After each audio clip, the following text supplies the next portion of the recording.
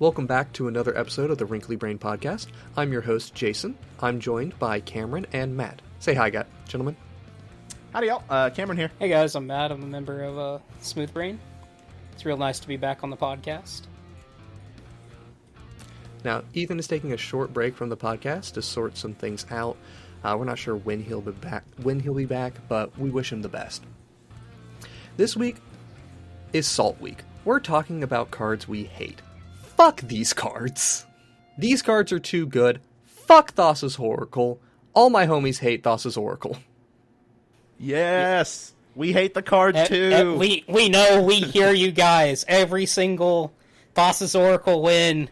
We hate the card too. Trust us.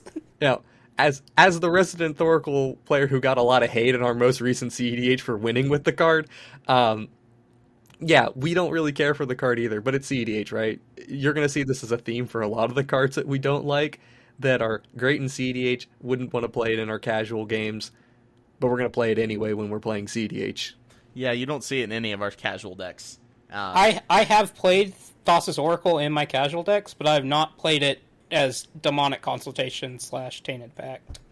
Crap. Hard win, Thoracle, Mono Blue Devotion. I'm into that. For it. I'm into Go that. For it. Demonic Consultation, Tainted Pact, get it out of here. Yeah. Don't want to see it with those two cards. Don't want to see those two cards with fuck Thoracle. that combo in general. We hate it. Yeah. I just thought of a funny way to win with it. You know how you can make infinite Orvars? So you make your devotion like 100,000, Yeah. and then cast the Thassa's Oracle. I'll That's take it. hilarious. That's cool. I will take that one. That's at least cool. That's a cool way to win with Oracle. But the way everybody actually wins with Oracle, fuck that. Yeah, it's an anticlimactic win, right? It's not very interesting to watch. It's neat to see the idea of, oh, I want to just get rid of my whole deck to win, but it is not a fun replay experience. I mean, it's also one of the evidence cards that show power creep coming into our game, because we've had Labman since, was it an original Innistrad, that block? Yep. And this is that, but better. Yep. Also a little weird that we got two Thoracle style effects, or Labman style effects, within like a year of each other, because you had Jace and then you had Oh, yeah. Thoracle. I honestly thought you were about to refer to Triskaidekaphile, and I was going to laugh at you. Nah, that card's sweet. It is. But no, we're on cards we hate. Hate. Let's talk about fast mana. All right? Mm-hmm. Get your mana crypts out of here. We don't need them. No, we don't. We don't need Mana Crypt. Yep. The only one acceptable to some people is Sol Ring, and even then, there are Sol Ring haters, including among us. I am one of those people. I hate Sol Ring. Yeah, I don't like Sol Ring either. I think it's too good. It creates such a huge resource disparity. I'm going to be honest with you. Commander has gotten a bit too fast, and I think the lower ramp spells / fast mana has really pushed it too fast. I will say the change to the Commander format in terms of speed, I think, is less on cards printed and more on knowledge of the general public, of the general player. And having access to that information with things like EDH Rec. Right. It has sped up the format. We can have a whole conversation on the correct way to correct that speed up, or if it is even bad that it has sped up. But either way, we know fast mana is one of the big contributors to it. And just no mana crypt. Please, that's the big one. I was going to say, when we think of fast mana, the ones that come to mind for me are Mana Crypt, Mox Diamond, Chrome Mox, and Sol Ring. Mox Opal takes enough build around, in my opinion, to be like, if you're playing an artifact, you have to be playing a dedicated artifact deck if you're not playing the other fast mana rocks. Yeah. I was going to say, if you corrected the format by removing the other ones and leaving Mox Opal's completely fine. Similarly, I think Mox Amber is still fine. Like, it's a cool card in like the Ishimaru or Reese the Redeemed decks that reward you for playing the 1 mana commander or the 2 mana commander. Yeah, it's cool to have those kinds of payoffs. Yeah, if there's any commander that brings it into question, it's Kinnan. Yeah, just doubling the mana from a 0 mana rock that you can get access to. And fuck Jeweled Lotus. Fuck Jeweled Lotus. all my homies hate Jeweled Lotus too. I didn't buy one when they were cheap. Well, we say cheap. They weren't ever cheap. Yes, when they were $70. Now you're looking at it like $100 110? Something like that. Mm. Something like that. I'm just trying to think of any of the other ones that we deem acceptable. Oh, you can play your Soul Talisman. Yeah, sure. Play your Soul Talisman. If you your- find a way to get Lotus Bloom to work, Lotus. go for Osgear. That's how you get Lotus Bloom to work. Damn right it I is. think we kind of view Mana Vault as one of the more acceptable ones because it is 4 mana to untap that thing. Mm-hmm. I view it as a Dark Writ, as I do kind of Yeah. Grim Monolith. It's very similar to Dark Ritual in that with you can also kind of with Grim Monolith you can go infinite with Power Artifact. I believe that's the one that lets you go infinite with Grim Monolith. Yeah. But outside of that, it's a 2 mana colorless Yeah. Dark Ritual. Yeah. It has the benefit of like treasures where you get to have things wait around and use it later if you want to. Yes. But more times than not when I play Mana Vault, it's either getting used the turn I play it or the following turn. So it never sits around for too long, and rarely does it untap. And the damage is relevant. Like if you get it out on turn 1 and it's a 9-10 turn game, that's a quarter of your life total that you're losing to a Mana Vault potentially. Yeah, it does have potential to do some serious damage to you. Moving on from fast mana, and our other big grouping category, it's generic tutors in low power settings. I'm playing a weak deck. I don't need a demonic tutor. When we say generic, are we referring only to the black ones, or are we including like the worldly and the We'll mystical and that Generically cycle? powerful ones, right? Did Red one get mana- a 1 mana instant tutor? Or Red no? does not have it. It has They got Gamble. They got- It has Gamble should be an Gamble. instant. Don't at me. I can Yeah, live with I that. mean, I think Gamble's like the most acceptable 1 mana tutor out of all of them. I It's love most the fun. 50-50 gamble. The 50-50 Oh, yeah. gamble's so much fun. I've played Gamble as an Entomb before. Yeah, it's the it's the only card in your deck or your hand rather, not your Yeah, deck. just top deck. I've Gamble. played. Well, time to put anger in the I've played graveyard. both of them in my Olivia, like both the Gamble effects, Fervent Mastery, and Gamble as just Entombs in Olivia. It's also good in like the in red green lands decks if you have trying to get a loam. You're like, I don't care. It's the same thing in Legacy lands. I don't care if this goes to the graveyard. In fact, that's where I want it. Yeah, but yeah, generic tutors, like, the problem with them is, 1, they're boring, and 2, variance is what is the most fun in a game of Magic, right? Yep, it So- makes games unique, and you remember those games more when you have really cool stuff happen, like card interactions, something like a clever impersonator copying something that you wouldn't think about. Just those really cool moments in the game that you're going to talk about with your friends a month or 2 later. You're going to remember those, whereas the tutors, I tutored for, I don't know, I tutored for Thoracle with a demonic tutor in my mid-power casual deck. I cast Yeah. Demonic Tutor to go find Torment of Hailfire after I'm already popping off, right? Stuff like that, where it's like, the way I view tutors in most decks is you're basically playing in, if you have 1 tutor, you're playing a 98 card deck instead of a 99 card deck, because that's what it is. It's just... I think it depends. I also think that we need to mention that personally with me, once you get past Demonic Tutor, with the Black Tutors especially, if you're playing Grim or Diabolic, then yeah, I'm still going to give you shit for tutoring, but like, that's a 4 mana investment to tutor. That's kind of a lot. Yeah. Again, this is as Cameron brought up, this is the cards that are too good section, right? We hate them because they are too good.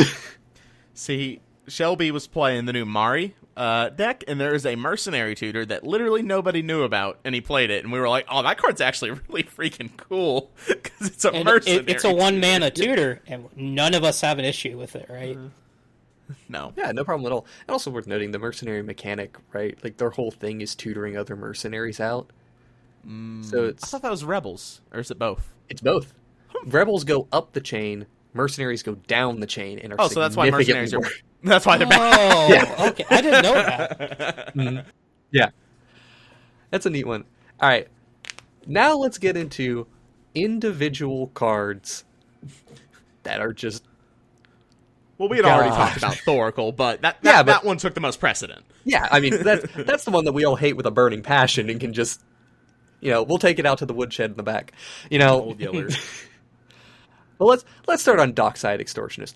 Matt, I know you have some strong opinions. Oh man, I fucking hate this card. I hate this card so much. the fact that this thing is the best ramp spell in my deck should not be a thing in Magic. It's A, you can flicker it super easy and accrue a whole bunch of value. B, at its worst, it's a ritual effect that is also a blocker. I mean, this card shouldn't have been printed, and the fact that it still is in the format, it's just like, what the fuck is going on, essentially. Yeah, I think it bears mentioning that it does get better the higher power you go. Mm-hmm. If you're playing CDH, you could easily be making 8 or 9 treasures on turn 3. But that doesn't mean in your non-CDH decks or environments that you're not going to still be getting, 5, 6, 7 treasures off this, or even more, depending upon what kind of pod you're in. Games of Magic revolve around getting this card out. There are decks that combo off because this card exists. Temur Sabertooth lines, Vadrik lines, Baron Master Wizard became a combo piece just because this card exists. And especially with all the new treasure extravaganza that Wizards has been on over the last however long. Like the Streets of New Capenna, I was surprised to see how much treasure support there is. And pairing this something with like Professional Facebreaker is the number one, like, oh no. we let treasures now our mana and card advantage. Yeah, we needed that. Yeah, Dockside is a card, it's just too good, a little unassuming at first glance, but it enables too much. And it would be a card that the Rules Committee has already acknowledged, it's on their watch list, right? They published that document 2 weeks ago, as of recording. So I also want to mention that it has a very relevant creature type in being a goblin. Decks will play Goblin Matron with the only other goblin in the deck. It also has another relevant creature type you're forgetting. It is a pirate, which, as it turns out, pirates love treasure, specifically Malcolm. Yeah, I was going to say, the Malcolm builds really care that Dockside Extortionist is a pirate. I just think it's dumb that decks will play Goblin Matron that and Imperial Recruiter also gets it, to be fair. But, yeah, we hate Dockside, too. Yeah. Continuing on with this, just so much salt that you love it on your martini, let's talk about a Rhystic Study. Cameron, start us off here.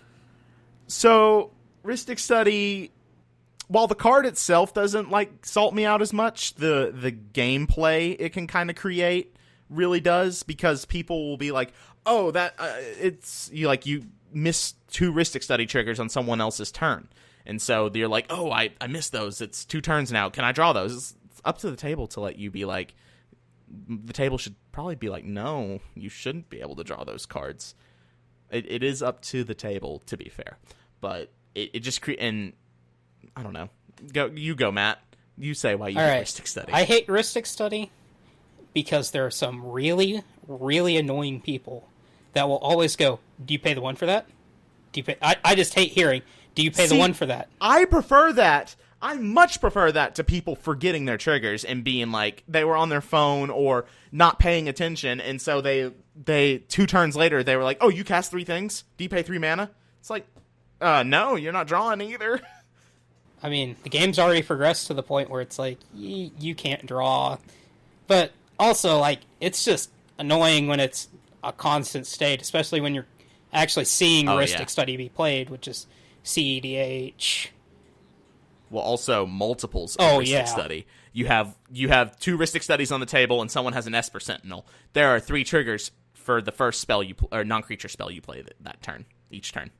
Rhystic Study is one of those cards it's so much more obnoxious the more people that have one. Mm-hmm. 1 is bad enough. Multiple gets out of hand very quickly. And I don't hate Rhystic Study itself. I actually think the design is rather interesting, although repetitive. What I hate is when players pointlessly refuse to play around it. Oh, yeah. Yeah. Do you pay the 1? I'm never going to pay the 1. Never paying for it. And this even if they have mana up. It's... I don't know if I'm going to need that mana or not, because they just don't want to count their mana. So I'm not going to pay. I'm not going to play around it, right? And that irks me to no end. And I'm very strictly in the camp of pay your taxes, kids. Yes. I have paid 7 mana for a Signet. Fish, Rhystic Study. Yep. Esper Sentinel? Oh, no, No. fish. Oh, 2 I mana thought for you the meant 7 Signet. mana in addition to No, the no, no. Signet. No, but I've paid 7 mana for a Signet, paying for both a Mystic Remora and a Smothering Tide, or not a Smothering Tide. Don't a feed the fish, kids. Don't feed the fish. Just pay for your taxes. Don't feed the fish. People sometimes forget that the best thing you can do in Magic outside of winning the game is drawing a card, in my opinion. Like, the second best thing you can do. The next thing I want to talk about here, Veil of Summer and Fierce Guardianship. All right, Veil of Summer is more of a me thing than these guys. But, look, I'm still salty about this card. I've always hated this card ever since it was printed. Firm Bleeder's like... You don't like your 1 mana green cryptic commands? Yeah, fuck 1 mana green cryptic commands. Fuck that. While I certainly believe other colors need more stack interaction, fuck that one. Are you okay with Autumn's Veil? I'm much more okay with I was going to Autumn's Veil. say... Because it doesn't say draw a card. It doesn't draw a card. It's not cryptic command, it's just a counter spell. Yeah, if you wanna 1-for-1 protect yourself, that's cool. 2-for-1ing me because I tried to thought seize you, fuck you. This hate also comes from you playing Shadow in Legacy. That is also part of the reason. Look, this was played during the Oko days. This was played when I played Shadow. This was not a good time to be a Legacy player. No, I think I played Maverick again. We had some Maverick matchups, and I put in a couple Veils. That card was egregious. Yeah, and I should also mention, Veil is still legal in Legacy. It's just less popular. Is it legal in Modern still? No. Okay. I can't remember ever if it's banned or unbanned in Modern. It's so hard to keep track of those two ban lists at times because they're nowadays, due to power level things, they end up having a lot of things that are banned in both formats, but then some of the things you would think would be banned in one are not banned in the other. For example, Ren and 6 is banned in Legacy, but it is not banned in Modern. Ragavan's banned in Legacy, not banned in Modern. Dreadhorde Arcanist banned in Legacy, not banned in Modern. It makes sense why Ren is banned in Legacy and not Modern. Like, I think it should be banned in both, probably, but... They don't have Wasteland. I think the most egregious one that's not banned in both is Ragavan. Like, why is that card still legal in Modern? Because, I'll be nice. I won't say. Y'all know what I was about to say, though. It's fine. The next card is... So we mentioned Fierce Guardianship. Back on my soapbox about free interaction, and probably the best one that you can play in all of the Commander format. Fuck that. Yeah, I am guilty of playing this card, especially in my Afara deck, where my commander is indestructible. Mm-hmm. So it's a free counterspell the rest of the game. I'm probably going to end up taking it out, because it can really create some feels bads. You're not, at least even with like Force of Will, you're 2-for-1ing yourself. Foil, you're 3-for-1ing yourself. Foil's okay. We're okay with foil. Foil is my favorite free interaction spell. If I'm going to play free interaction, it's foil. There's a real downside to playing foil. 3 cards is a lot. Yeah. But if it's also something that needs to be like dealt with right then it's fine. Is Commandeer exile 2 blue cards? I believe it's 2. So? Yes. Okay. Well, Commandeer's fine too. Yeah. Same thing as foil. It has a higher upside potentially as well. Taking control, yeah. As a person that is very guilty of putting Fierce Guardianship in every blue deck I own, it's just so easy. It's such a free include, and I which we need to get away from. We need to get away from auto includes in decks, and that's a lot of why I am starting to hate more and more cards, is because they just go in every deck, and it's real boring. We still love the game. Trust. This is Salt Week. We have plenty of positive things to say in previous weeks. You should go check out those episodes. This ain't that week, though. This ain't that week. Moving on to our next bit of salt. Now, this is an interesting one. Chulane, or Hullen. However this card is supposed to be pronounced. Alright, I'll take it off, because I'm the one that suggested this. Man, the choo-choo this train. card is just too easy to break. It's like... You just play a creature strategy in Bant, which, as it turns out, is almost every Bant deck. I I was gonna say this kind of blends in with our next card, so I'll bring it up. Is Corvold. It is the best commander you can be playing of that color combination, because Bant is a very creature heavy strategy generally, so in Blinky. So this does blink super well. Like, it's better than Rune in that. It's better than, I'm trying to think of all the Bant commanders because there's honestly not that many. Rafik is Exalted, I think, but I think this is just the best thing you can be doing in a Bant color pie, as well as with Corvold, Jund Aristocrats. There's not a better commander. Even Ziatora, which just came out, is very good, but it's not better than Corvold. Yeah, Corvold just kind of dumb. The thing I found about Corvold is I've seen lists of Corvold that literally didn't include any sacrifice effects and just played the commander, and were still just able to consistently get good advantage out of Corvold. Chulane suffers from a similar problem. You can have no synergy in a Chulane deck, and just because you are both ramping and drawing cards, Chulane will just pull ahead with, doesn't matter, have 10 creatures in the deck, okay, I'll bounce them back to my hand and just keep replaying them. I think the problem with both those commanders is you're rewarded for doing things that you would do regardless if your commander said you get something for doing that. They're not unique strategies, and I think that's a lot of why I hate them. So they're also not limited to once per turn. Oh yeah, if Corvold only said once per turn, I wouldn't have a problem with it at all.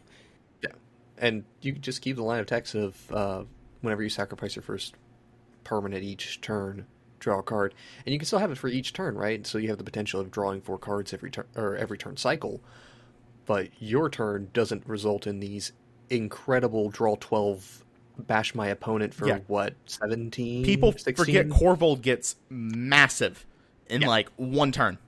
It does not take much to break Corvold or Chulane.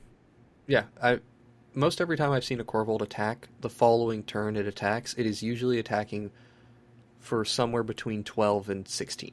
Which can be lethal. Commander damage is only 21, folks. That's a weird rule. You can't let it untap. Nope.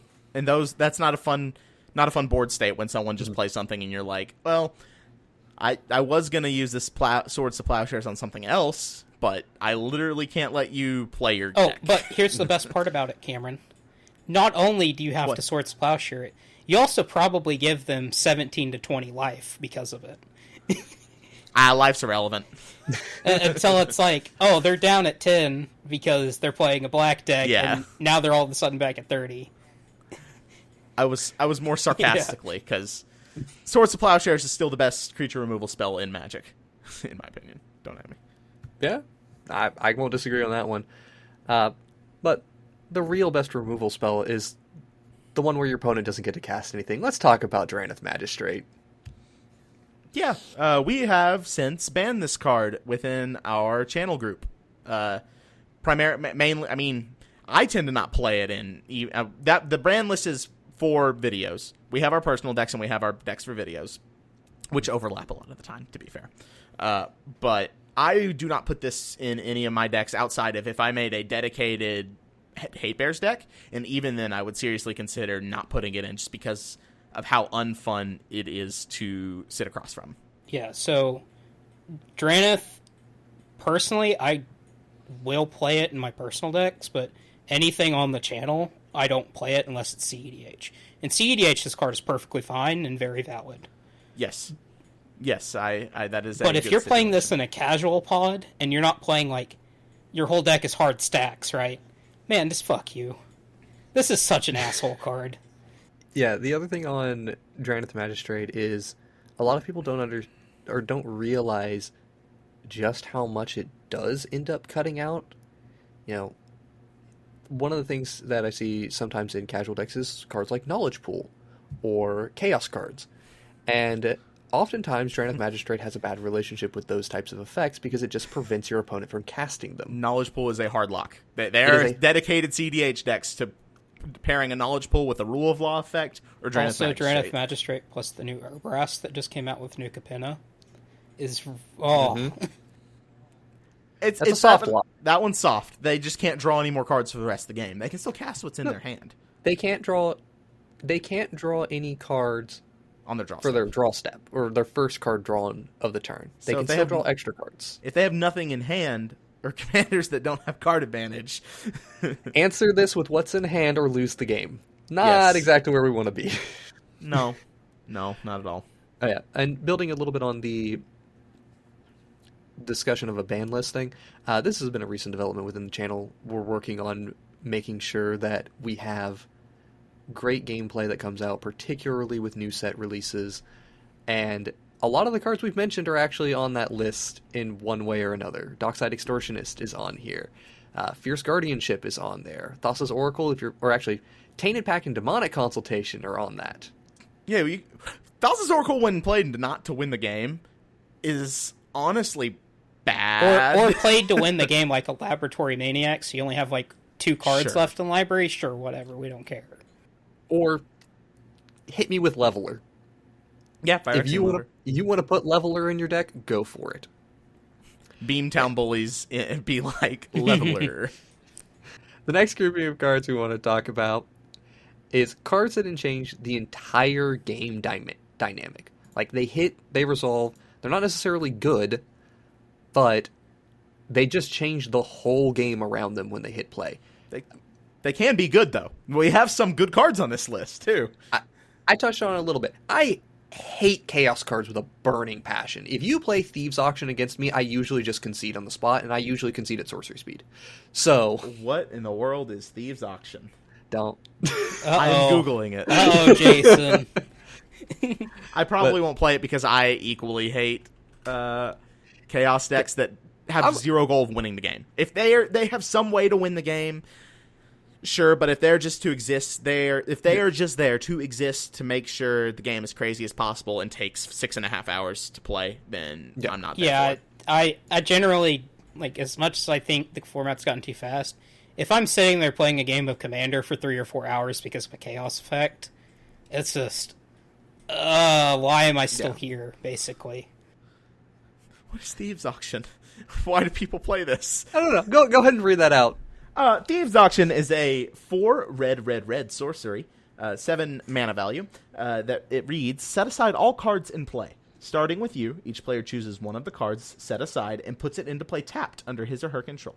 Repeat this process until all of those cards have been chosen. This card could literally take like 45 minutes to resolve, right? I have played a game where it did take 45 minutes. I played it. Not even joking. Actually recorded the amount of time it took 45 minutes to resolve a Holy. Thieves' Auction. Oh my god. There were over 100 permanents in play. Yeah, and with 7 token players. decks and stuff. Oh no, someone did not play this in a 7-person game. Oh, they absolutely played That's this in a miserable. 7-person game. I've That's had this miserable. played in a 5-person pod. I just blanked the card out of my memory because I wanted to forget about it.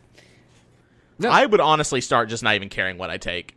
There, It's not a good experience in terms of an overall gameplay experience, especially the more players that are involved.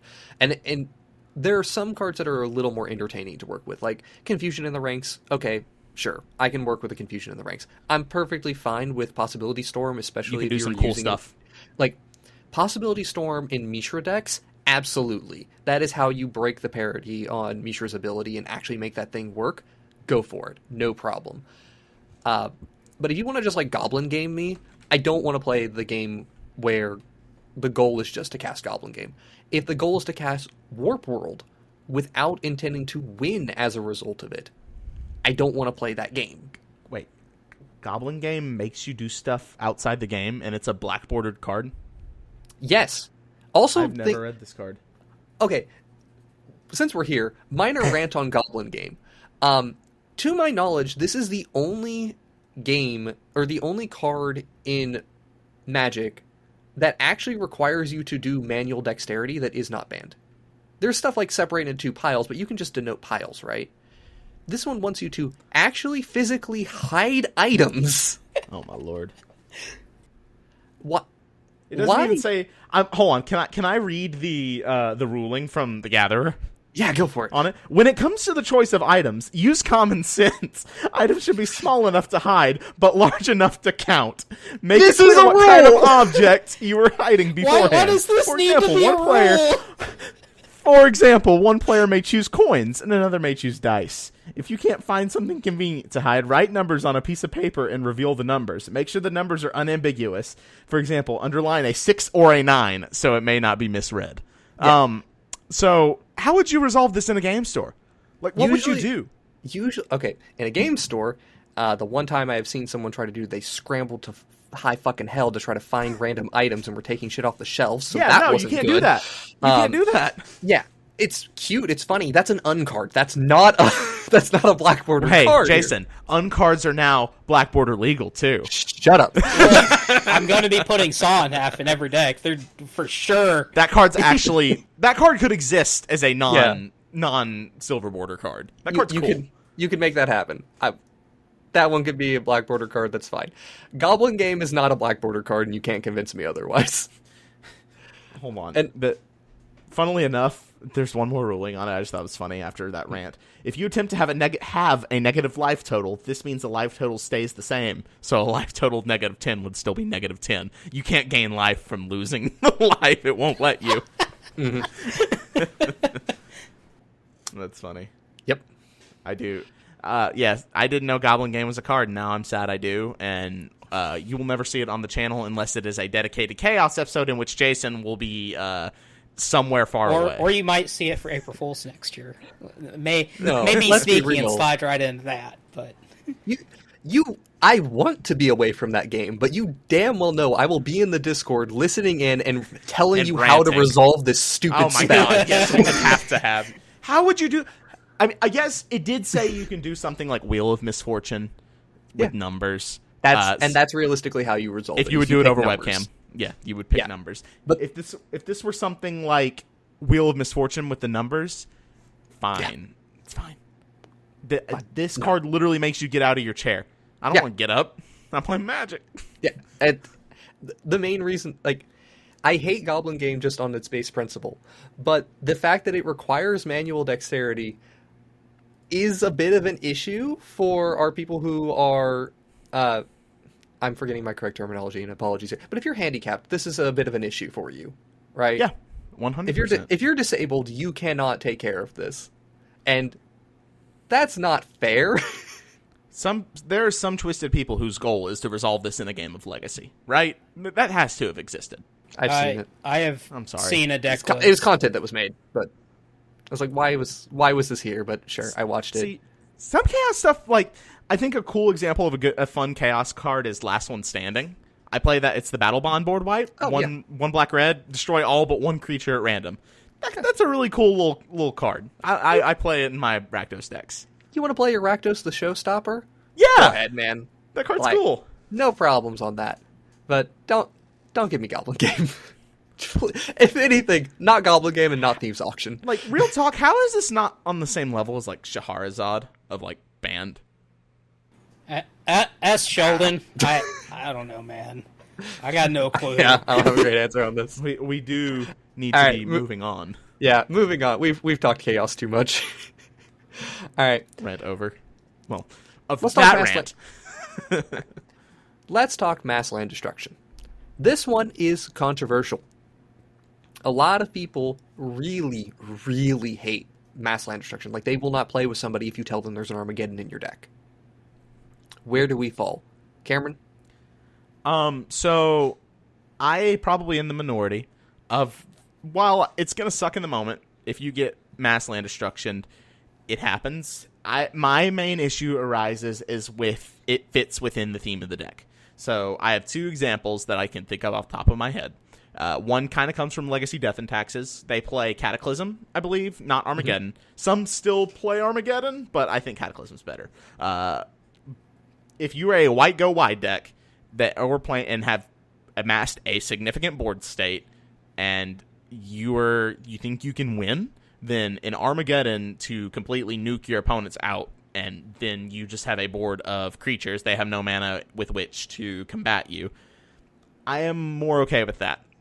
And the other example I can think of off the top of my head is playing some land destruction in a deck like Windgrace, where you were able to break parity with that and get a significant advantage in the game through destroying everyone's lands. Like, Ethan had a Windgrace deck that played Wildfire. I think that's the card that makes you sack 4 lands. And there is plenty of red, destroy all lands, destroy all non-basic lands.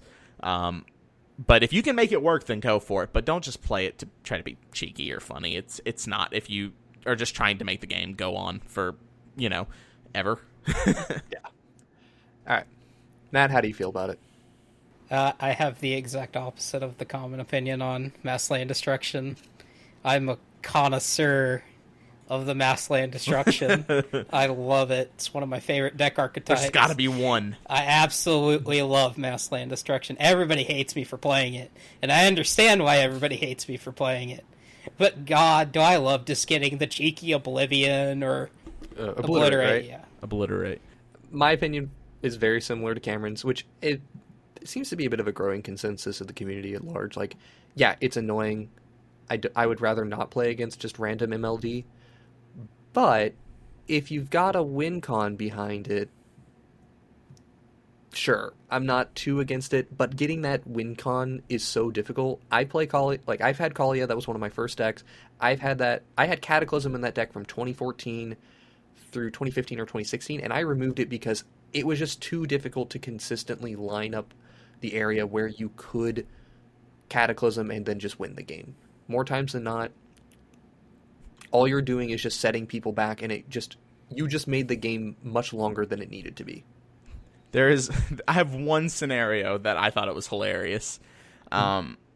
We were playing Magic Online with 1-tick decks. At the beginning of pandemic, some of us, me, Chandler, Logan, and Ethan, we built 1-tick decks on Magic Online, which was actually really fun. You should try it. I had a Neheb deck. That Neheb's now $30 in paper, which makes me sad. Chandler had a mono white deck. I forget what the commander was. It may have been Thalia. Anyways, he plays a Finale of Devastation. What's the one? No.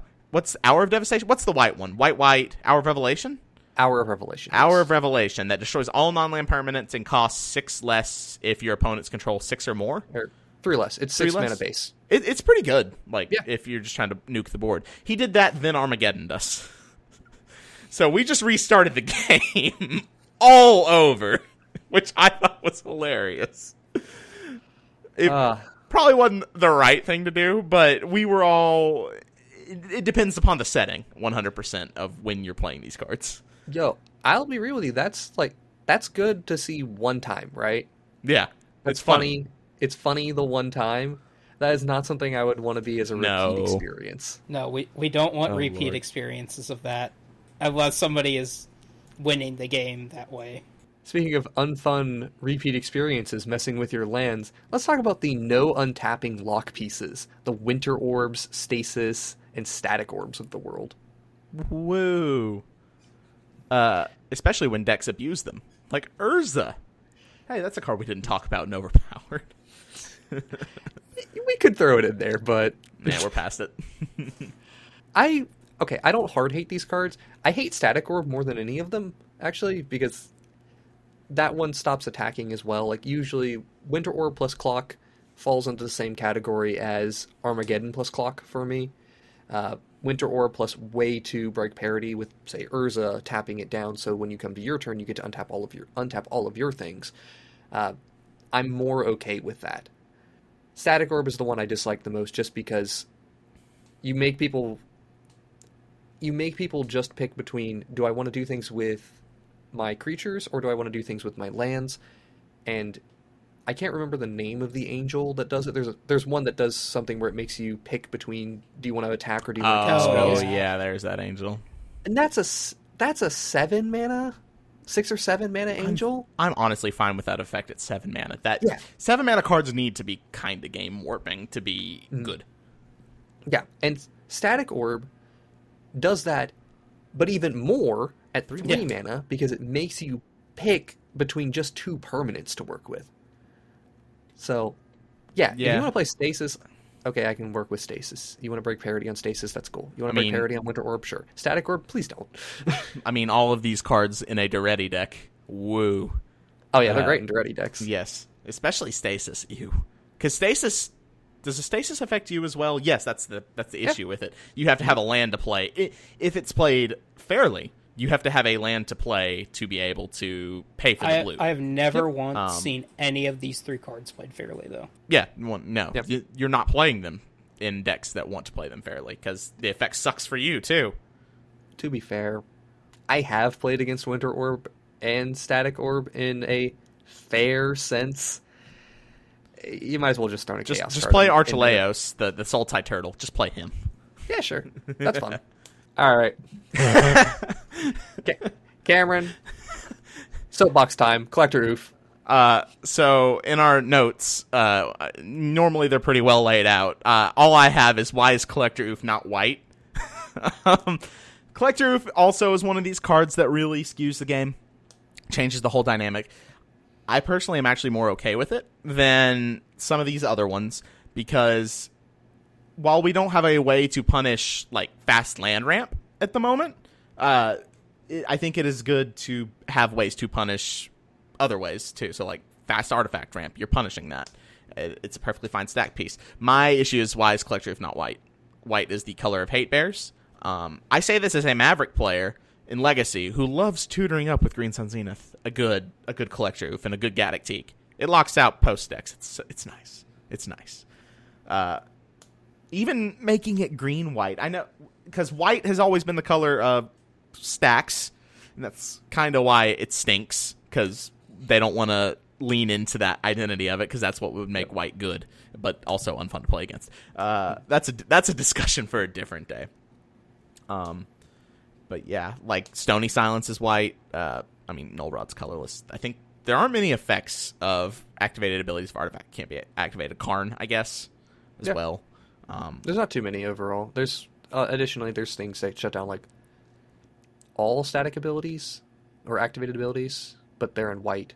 Yeah, like Linvala. Stasis Field or I know. Field, It costs like 4 more to activate abilities. Suspension Field. Yes, that's it. It's played in. The only reason I know of it's played in Soldier Stompy. Yeah.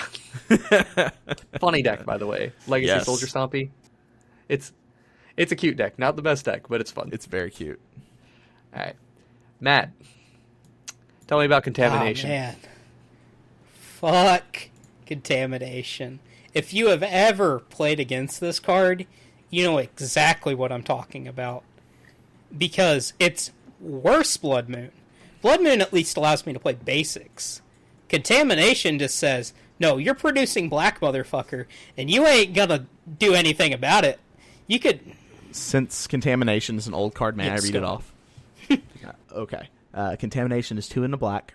That's for a enchantment that reads, during your upkeep, sacrifice a creature or sacrifice Contamination. Whenever a land is tapped for mana, it makes black instead of what it would normally produce. Mm-hmm. So people will put this in their mono black decks or any black deck. Now the one nice thing about Contamination is it doesn't remove the abilities. So yes, your Field of the Dead still operates if you want to play your Field of the Dead. You can do your Cabal Coffers nonsense. Well, actually, okay. So Cabal Coffers actually is a little bit of a weird one because it produces black, right? 1 black mana. Yes. Yeah. So it actually does stop double tapping, which is that's so weird. Ooh. Yeah, my guy. So specifically, I have a lot of pent up rage against this card. Back when I played Mono Green Omnath, and I had this thing played against me a whole bunch. Oh, you just don't do anything. I did nothing the entire rest of the game. It's so... Oh, Lord. Oh, God. Isn't there a weird old Chaos card that allows you to, that makes things tap for crazy? Like, white taps for blue. It's similar vein to that, but this card is a very, very annoying. Yeah. There's one that does that. It's a blue card, if I remember correctly. It's very odd. All right. Now, let's move on to some things that we don't like. We don't hate these cards. It's a soft hate, a firm dislike, maybe. Cards that never work the way you want them to. They're fringe to being able to do what you want them to do, or they just never come out the way you want to. They're never on top of what they need to be doing. My big one is Wandering Archaic. Mm-hmm. That card is great, but I never feel like I have a great home for it, right? Even when playing it in CEDH, I don't want to spend 5 mana for this card. I really want to spend 4 mana for this card. You also want your opponents to be paying 3 mana for the cancellation of the copy, not 2. Yeah, like, it certainly does a lot when it's online. It's just, I never feel like I have a good home for it. Like, I put it in my taxing decks, well, they're already not casting these spells, so I'm not getting anything out of this. Put it in my non-taxing decks, my control deck, well, my opponents are casting combo cards that I don't necessarily benefit from, so it just always feels really awkward. It scales up with power, but it feels so... I'm going to argue that it scales down, because Really? the more you get into CDH, the cheaper the instants and sorceries are getting. So it becomes easier to pay for those And effects. also the more one note the instant sorceries get, to the point where they don't benefit you at all. Nope. true, but there's more of them. When your There's a average lot deck more. plays 40 instants and sorceries versus your lower power decks, which are closer to 18, you're going to have Wandering Archaic just trigger more often, and we already know that opponents hate paying the 1 for some reason. I mean, it's kind of similar to, let's see, Wandering Archaic is... Oh, I forgot the point I was going to make. I'm so angry at myself now. I had something good to say. It'd be like that. Well, it's okay. You can redeem yourself by talking about Obeka. So I say this very tongue-in-cheek, because Obeka is one of my favorite decks I've built over the last year for the channel or whatever. We're talking about cards that don't work the way you want them to. I wrote Obeka as a deck. Because if they kill Obeka, things go bad. Real bad. You really got to load up on your boots and your greaves for Obeka. Because if she dies with a card like Psychic Corrosion out, or Psychic Vortex, I do apologize. Psychic Vortex is a 2 and blue enchantment, I believe, that has a cumulative upkeep of draw a card, which is good. Really good. But also it reads at the beginning of your end step, sacrifice a land and discard your hand. So if you don't have Obeka out to cancel that trigger that goes on the stack, then you're putting yourself in a worse position. You're not helping yourself. You're putting yourself at a disadvantage. Yeah. Obeka has a couple of really big asks. And building on big ass, Companion as a mechanic in Commander. I like Companion, at least in Commander. Boo. Oh, in Commander? Okay. In Commander, I do like Companion, because it does ask for some really big restrictions. But there's a couple of them that really bug me. The fact that you just can't play Yorion as a companion sucks. Yep. That would arguably be the best one, too. So maybe for the best that you can't. The Maybe. actual best one is the one that's a free include, that's a banned. Because it's a free include, but... Yeah. Luris wouldn't be as free in Lutri. Commander. Oh, Lutri. Lutri. Oh, well, yeah.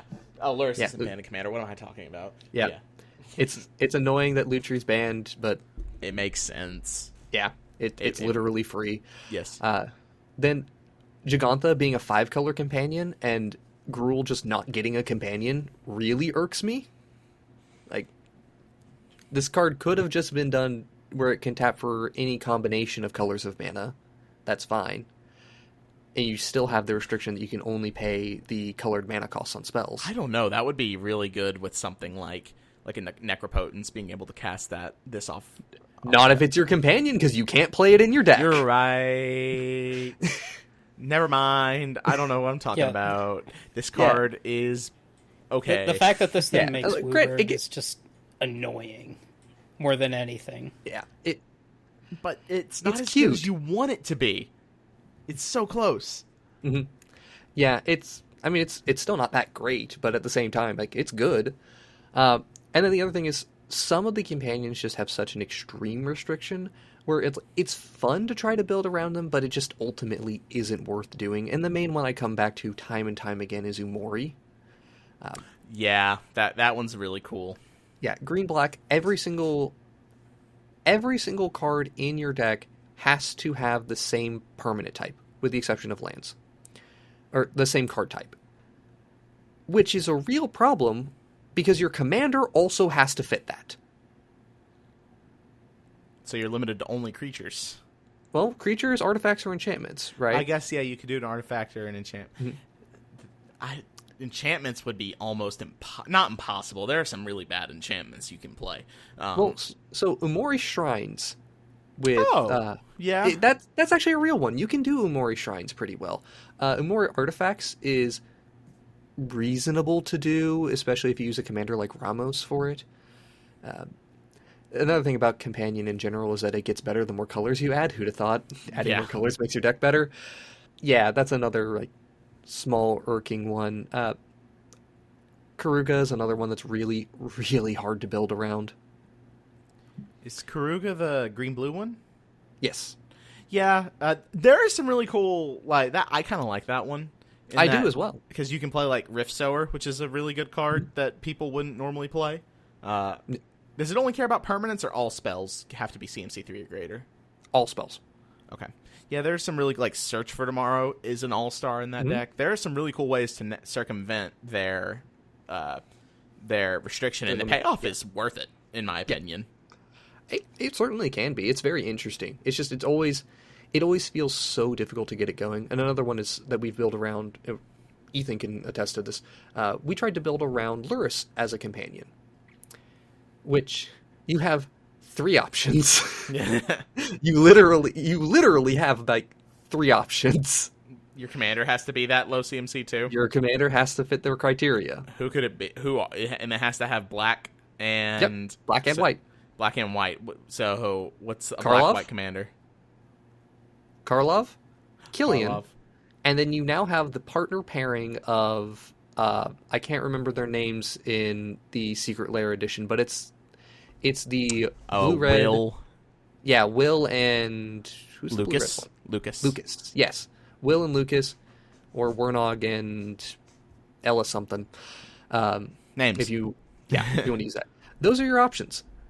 There may be one more option in a 3-color pairing that I'm not sure about, but it'd be based on an activated ability. So Lurrus is CMC 2 or less, not 3, right? yes, 2. It is really hard That's rough. even though Lurrus is incredibly powerful. Could you do... I'm going to look at partners. You can keep talking, but I'm just curious. The other thing about Lurrus that I found as when you have Lurrus as a companion is the deck is a Lurrus deck, not your main commander. So it would be better just to play Lurrus as a commander. Yeah, and that's often an issue with a lot of the companions as well. And I say it's an issue. It's just an alternate way of building them. But for Lurrus, it does end up being an issue because Lurrus's ask is so extreme. And again, you just don't have great ways of getting to that 2 mana value restriction with ease. I found one more pairing potential. Oh, you could do something with you could do Yoshimaru, and this one's kind of cool. Yoshimaru and the one that it's not Falthus. Falthus, is it? I think Falthus is 3 mana, right? The cat familiar. Hold on, I'm looking. Dang, that one is. You could do so. Kelith is 1 in white. Whenever a commander you control attacks, put a 1/1 counter on it. And when you need the black, you have to have black, correct? You have to have black. Okay. Miara is the elf that whenever an elf dies, you can pay. Okay. You could do black-white elves? Go for it, someone. Sure. Yeah, building around Lurrus as a companion is such a big ask that it's not really worth doing. You just build Lurrus build him as a commander, not as a companion. You could do it. You could do Yoshimaru and the elf lady, and just do like Yoshimaru legend. How many legendary permanents are CMC 2 or less? Not enough. Exactly. Not enough. All right. Moving on though. Okay, cards that people still play for some reason. These irk us, right? Please stop playing Explosive Vegetation. We have to bring it up like once every 3 episodes. Yes. For the love of God, please stop playing Explosive Vegetation. It's not that good, and there are strictly better alternatives. People use the term strictly better wrong all of the time. But there are legitimately strictly better versions of Explosive Vegetation. Just play it. Migration Play those Path, instead. And the one that gives 1/1 counters, Roiling Regrowth. There's also like Yeah. Securitas Route that grabs not Regrowth, gates as well. It can grab duels. So- Yeah. And also, it's not a good card. None of these are. Migration Path is the only one I would argue that is somewhat decent because you can cycle it away. Play Sky Shroud Claim. Yeah. You're in green. Play that. Gets you dual lands. Yep. All right. Reliquary Tower. Cameron? This is a me that I put this one on here. I don't hate this card, and I don't think people should stop playing it, but I look at decks to base my deck list on, and I just see a random-ass Reliquary Tower in it, and it's... Your deck's not drawing cards enough to warrant that. Like, I think a basic would be better in a lot of scenarios. People undervalue basics in Commander. That's a whole other topic. But you don't have that many utility land slots, and I would much rather play something like a Wasteland or a Ghost Quarter, being able to deal with a problematic land or something. Like, I was looking at a Reanimator deck, and someone was playing a Reliquary Tower, and it's like, why you want things in the graveyard?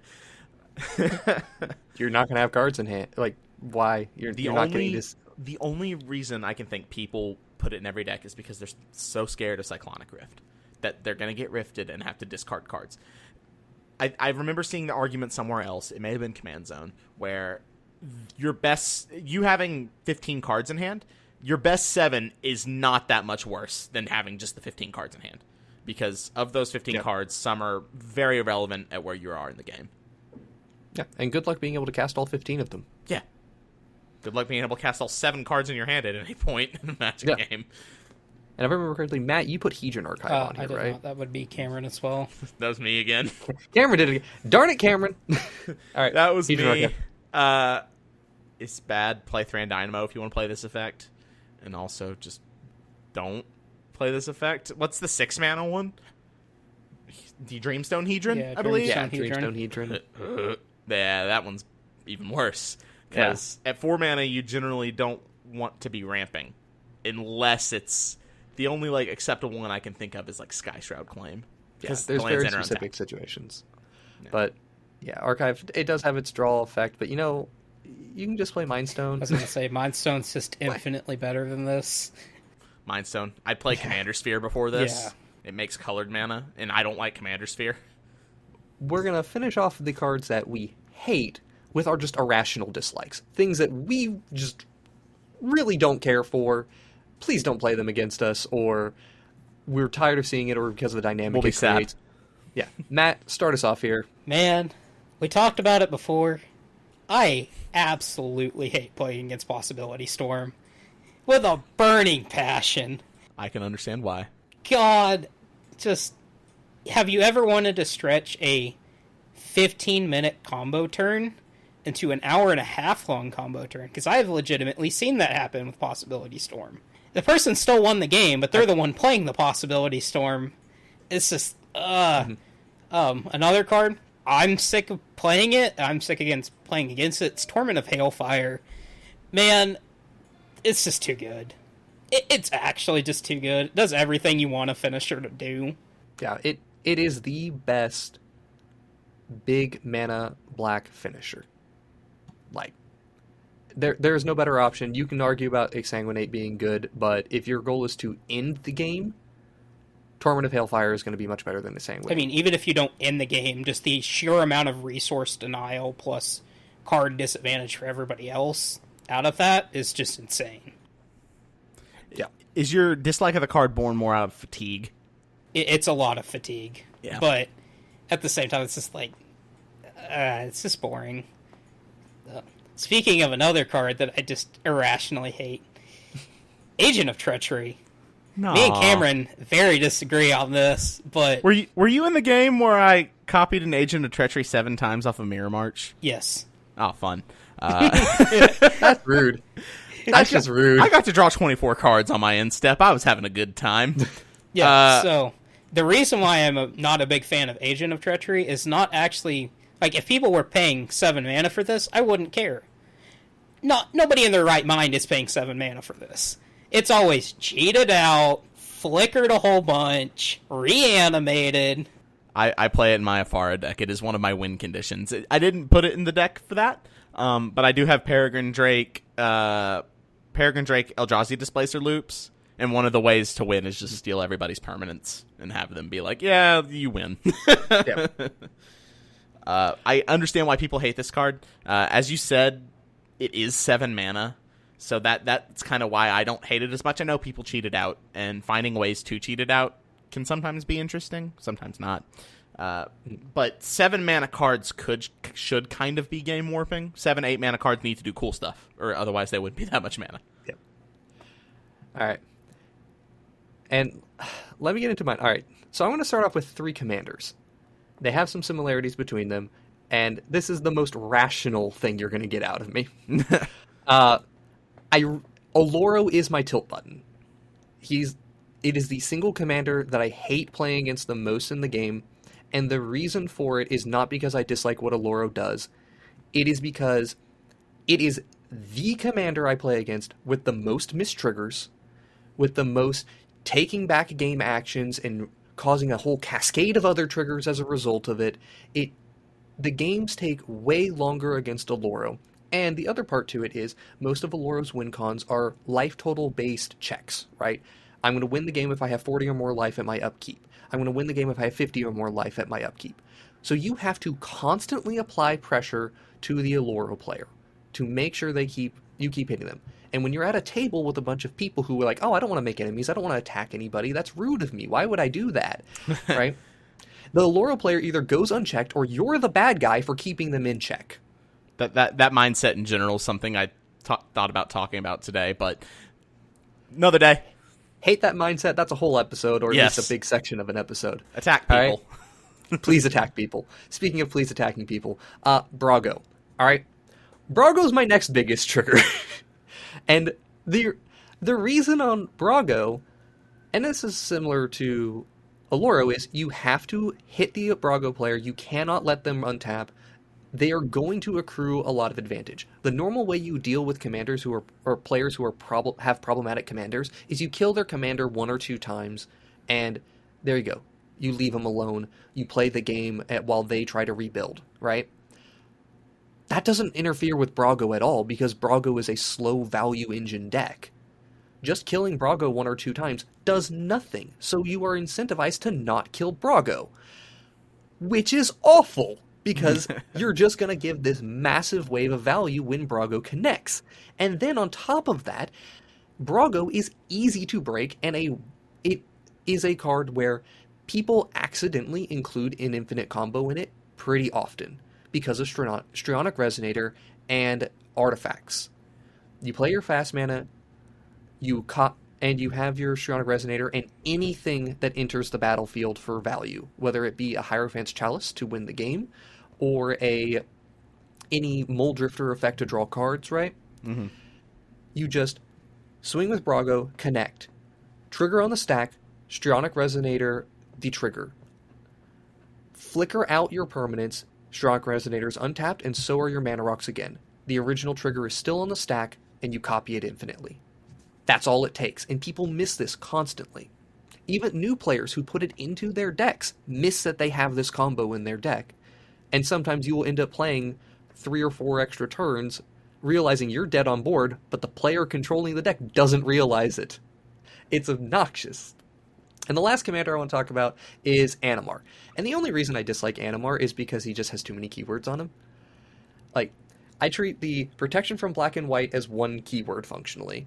Mm-hmm. The getting a 1/1 counter anytime you cast a creature, and then the cost reduction based on the number of counters on Animar as 3 separate abilities. Pick 2 of those and you still have a good commander.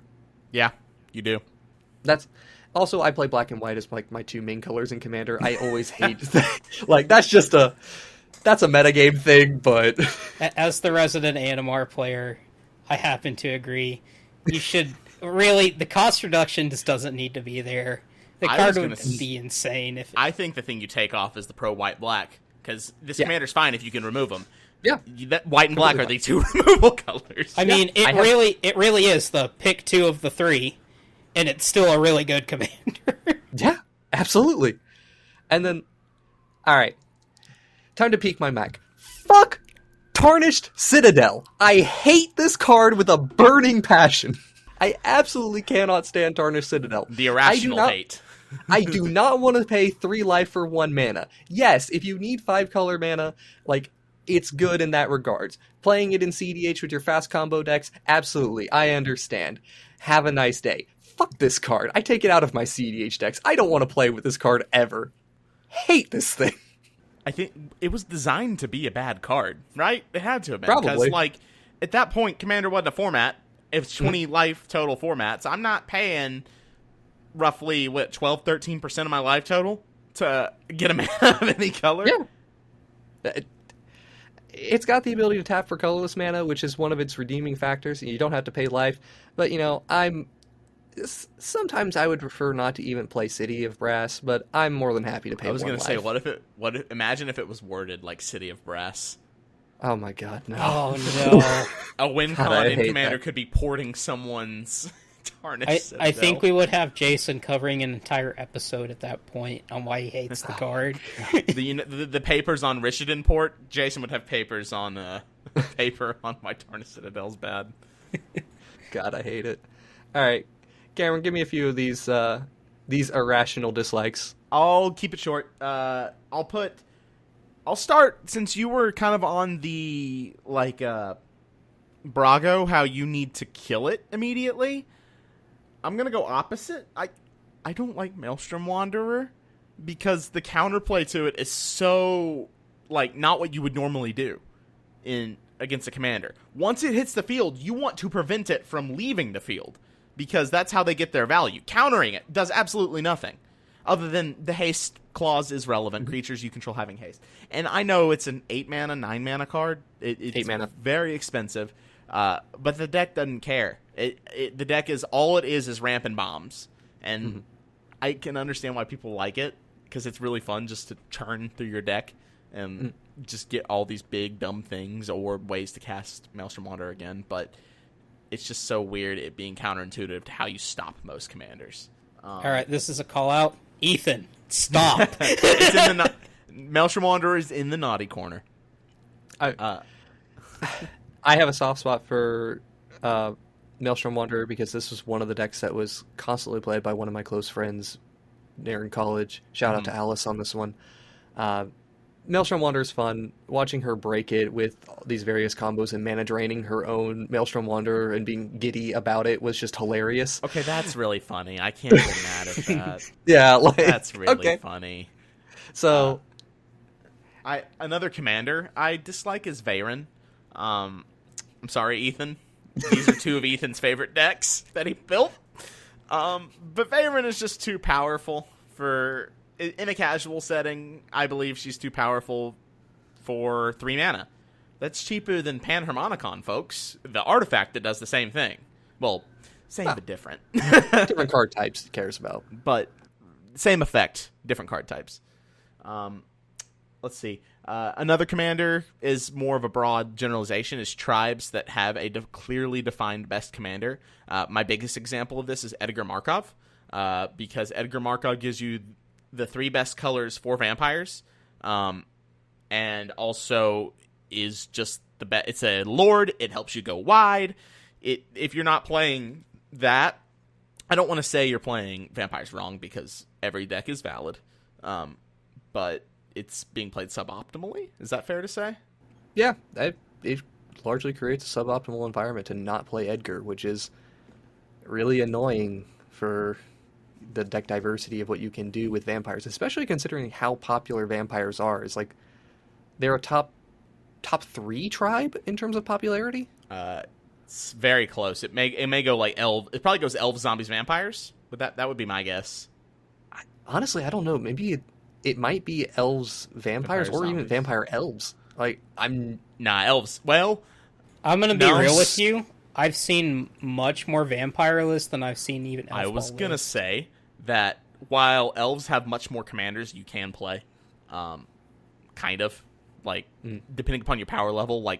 It's funny because Edric is probably the best for mid-power elves, but high-power elves is definitely, what's her name? Marwyn? Marwyn, yes. It's definitely Marwyn. But I remember seeing on EDH track, because I was looking before this, I think Edgar was like the 4th most popular, 3rd or 4th most popular commander, with Lathril being right behind him. Also, Edgar Markov's $90 now. One more It card. went down a little bit, actually. One more card I have an irrational hate for is Mind's Dilation. It always seems to hit on me. And never hit like a land or, a rinky-dink ramp spell. Last time I had it cast and used against me, it was Ethan on Lannis. And I hate Lannis too. And he hit my Gisela in my General Ferris Roquick deck. And I was very sad and salty because I wanted to cast that. Yeah, and that's pretty much all of our irrational dislikes. We want to close this out with cards we surprisingly don't hate, and we're usually pretty fine playing against. Matt, can you just start us off here? Why the fuck is Iona banned? Just why? Because you know why. No, this card is fine. This card is absolutely fine, even with Painter's Servant. It's No, like, that's sure, not- you're playing a not monocolor deck, it's a real big feels bad. But at the same time, it's just like, I mean, that's the reason, is that if you're playing a monocolor deck and you name that color, you don't play the game the rest of the game. You don't do anything. Unless you have Scour from Existence in your deck. And then why do you have Scour from Existence in your deck? Not to go too deep on this, I think I've played Iona the most out of anybody here. I almost always, if there was a monocolor deck at the table, I would just make sure not to pick that color. Well, we have not- a social contract. We You're know not as nice as everyone else, Jason. I am as nice. I'm nicer than most people, apparently. Wait, but, did I phrase that wrong? I may have phrased Yeah, it. you did. You're nicer You were than just- everyone else. You were were just nicer. You were much just like, nicer. Hey, you played Iona. No, you are a much more caring person than most when it comes to naming Iona color. Yeah, I think I've put Iona into play probably close to 60 times at this point. Okay. And I have named the monocolor deck twice. One was Elves that had a Craterhoof in hand, was about to win the game. Sure. And the other time was against a mono blue player. And the only reason I did that is, again, they were poised to win, but also we knew a Cyclonic Rift was coming from another player soon. So, But that Cyclonic Rift also couldn't be cast. well, that's why I Yes. that's why I named blue, is Yeah, to stop the other player, Yeah. right? It's like, I'm sorry, but I need to do this. I think it's fine, given if people respect the social contract of Commander, that the goal is to have fun and not to win. And if you do that and play Iona not like a butt, then sure. But you can't guarantee that with 3 random people at your LGS with prizes on the line. Absolutely.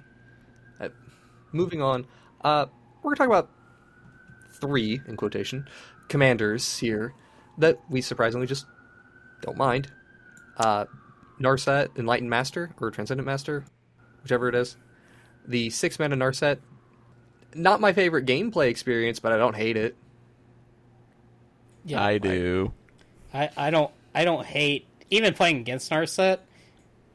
If they're looping extra turns, it's a little annoying, but at the same time, they're actively winning the game at that point. Yeah. So Yeah, I am the opposite of you two. I don't like Narset, so it is majority. We don't hate it. I've played against it several times. Ethan, sorry to name drop him yet again for the 5th or 6th time. He built a Narset deck at our LGS. Within a day, they had some of the cards he needed, and he already had. He literally sleeved it up in the game store, tried it once, played it. Everybody, he hated how it made everyone play. He hated how it played and never played it again. He literally played it once and was like, "Oh, this gameplay, this sucked." now Cameron Yeah. loves my Narset list because it's super friends and interesting. It's better than looping turns and combats and yada yada yada. All right. Nice one. A lot of people find this commander salty. I've never found this commander to be a salty experience. It's Sin Triplets. You want to steal my cards and play my turn? Okay, sure. Like, I don't mind.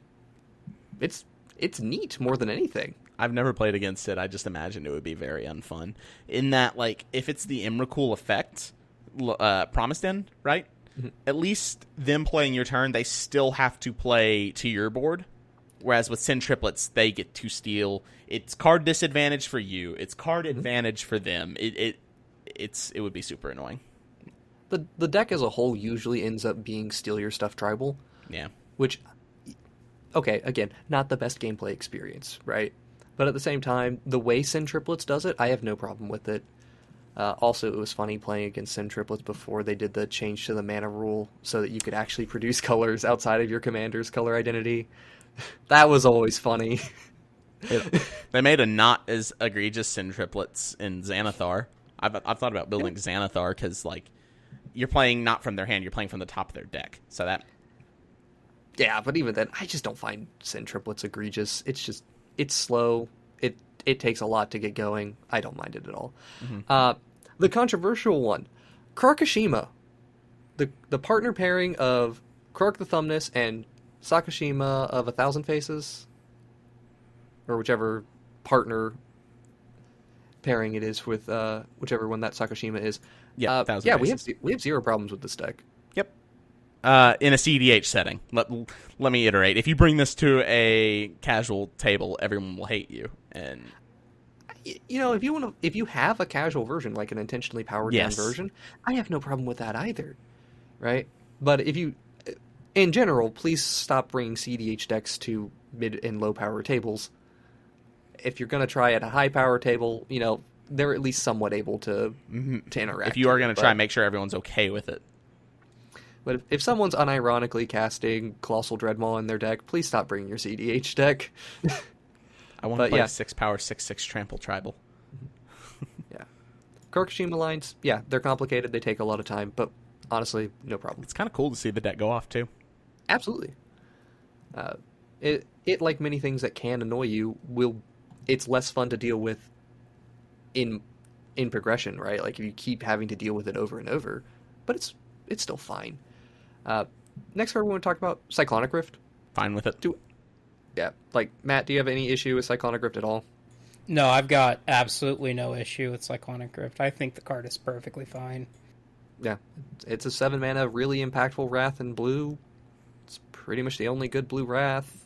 I don't think it needs a ban. I know people call for it to be banned. It's like, no. If you take that, I mean, blue is still the best color, but they don't... What are the Wrath options at that point? Flood of Tears? And, like, Devastation Tide? Yeah, bounce-based Wraths are not great. It's one-sided, I get that. It's annoying, it's instant speed, that's also annoying. You can Pyroblast it, though. Like there's ways of interacting with it, and it doesn't scale up in power level that well, as well. Like, which is funny. We do tend to play, our group tends to play at a little bit higher power levels. So, a Psych Rift is annoying but not broken. Lower power levels, I understand. You're stuck with 60 mana of cards in your hand, and you have to discard. Yeah, it feels bad. In CDH, it's funny, you're not often casting it for the 7 mana. Like, you see it enough to make it worth it, but Baby Rift is very common. Alright. Mindslaver. I've literally never had an issue with a Mindslaver. I've been Mindslaver locked. I didn't have an issue with it. Normally, if they lock you, they're also winning, so that kind of helps. Yeah. And if they're doing it as a one-off, you're like, okay, sure, whatever. Yeah. It does feel a little bad when it's like the Mindslaver lock gets established and there's still 4 players in the game, so they just spend their whole turn to take your turn and do nothing and just play your deck. That feels awkward, but at the same time, whatever, you've lost, right? Scoop at sorcery speed, acknowledge you've lost, or at least you are not getting another turn. It's fine. Alright, next card. Oko, Thief of Crowns. You don't see this in Commander enough. No, it's underplayed. Transforming commanders into other things is super annoying. One of my least favorite games I ever played with Commander involved an Ixodron that was dropped on, like, turn 3. Ixodron elked? No, Ixodron flipped everything upside down, so they were all 2/2s. Yeah. Turn 3, yeah. Fun fact, that 2/2 is still your commander, and you must note the commander damage. Yep. But yeah, you can still deflecting slot. I think we had that come up, right? Yeah, it's still your commander. But, yeah, Let's not talk about it in Legacy and Modern, but... Okay, let's not... Yeah, no. Standard, Legacy, Modern, specifically, Pioneer. Commander, all I gotta say is, get elk, nerd. It's pretty good. Like, people underplay this effect. I mean, you see it a lot in Kindred's Transformation, and 90 times out of 100, it's hitting a Commander. So being able to do this probably twice, because when you uptick it, it goes to 6. It's very good. Also, just gotta say, in the best defense of Oko anywhere is in Vintage, where it did cause a Black Lotus to get in there for lethal damage. Yes, I remember that. Was it Eternal Week in 2019? Yeah. We did it, kids. We found a way to break Black Lotus. All right. And then lastly, we've got a couple of hate pieces here.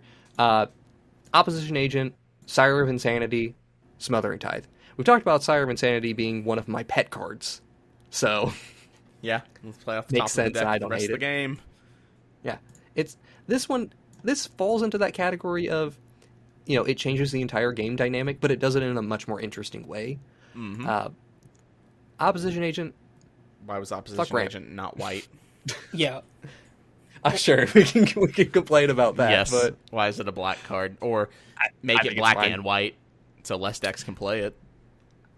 personally, I think every color should actually have some access to hate bears in different ways. True. And I think Opposition Agent is an excellent example of how a black hate bear should function. My only issue with the card is that it lets you play the stuff. If it just said they can't tutor and you tutor and exile a card instead, you can't play it, I think it's a bit more fine. I could see why people absolutely hate Opposition Agent, though. Or even mana of any color. Like, if it cared about the mana pips that it you cast off of it, then I think it would be fine too. Sure. It can create some feels bads, but we need ways to punish land-based ramp, because as of now we have main deck land destruction, which we touched on earlier, and yes. Mm-hmm. Yeah, and the last one we had here is Smothering Tithe. I don't know why people clamor for a ban on this card. Like, I know it's very abusable with wheels, and I understand that, but funnily Tithe is enough, just Tithe. none of the before New Capenna, none of the wheels commanders were really white. You had Nekusar and Xyrus. Now you do have the Esper one, the Esper uncommon one. I don't know its name. Quasar. Yeah, Quasar. She just came out. Yeah, Quasar and Toulouse both work well with wheel effects. Yes, but the two main wheel decks were Nekusar and Xyrus, I believe. Yeah, and even then, like we have fine options for wheels. They're not amazing options either. So, your best wheels commanders are still probably in the Jeskai color pairs. Somewhere in there, or you just play Timna Crom and have just a blast. It's Brawl and Shabraz, the Jeskai ones. Brawl and Shabraz. Yes, that is the Jeskai wheel commander. All right. And with that, do we have anything else to add here? I feel I was going to try to make a clever word for less salty, but I feel hydrated. Sure, there we go. One last big fuck you to Thorkel, and I think we can end the episode. We open with it and we close with it. How fitting. Yeah. Fuck Thassa's Oracle. All my homies hate Thassa's Oracle. Fun bit of trivia. If you ever play on Tabletop Simulator with me, the custom room that I create is called the Thassa's Oracle Slander Club.